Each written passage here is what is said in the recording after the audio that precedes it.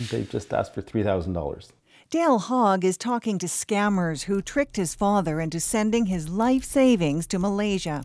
After his wife died, Robert Hogg went on an online dating site. Within weeks, he met someone who claimed to live nearby, said she was out of the country on business. Sophia Goldstein was actually the face of scammers who convinced her target to wire money to Malaysia over and over. October 12th, $50,000. October 24th, $50,000. Hogg's family discovered the wire transfers after his father died of cancer in September.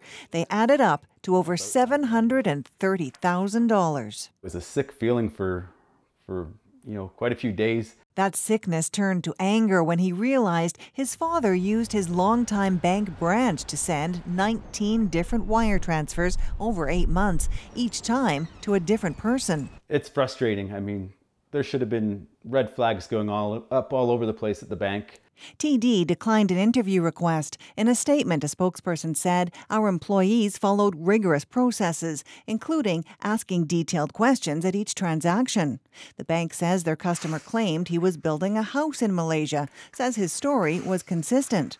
The Canadian Bankers Association says banks must strike a balance between preventing fraud and protecting customers' rights to access their money. More people reported losing money in a romance scam than to any other fraud last year, almost $25 million, up from $17 million in 2016. Banks want to be the keepers of our money. And as such, I think they have a moral and ethical obligation when you're dealing with seniors to make sure that they provide due diligence on the accounts. Hogg is considering a lawsuit. Meantime, the scammers are unaware his father died.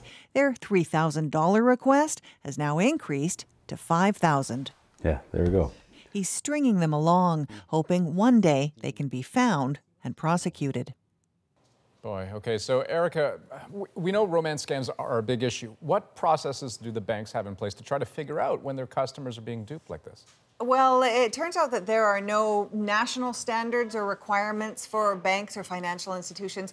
All of them have them, of course, but they're not having to meet any sort of bar there. What they do have to do, though, is if someone is transferring more than $10,000 offshore, that has to be reported federally. But the purpose of that is just to look to make sure it's not money laundering or possible terrorist financing. It's not to try to catch a consumer who's being victimized by fraud. Okay, so then short of, any legislative change, given how many people are turning to online dating, what are just some basic tips to protect yourself?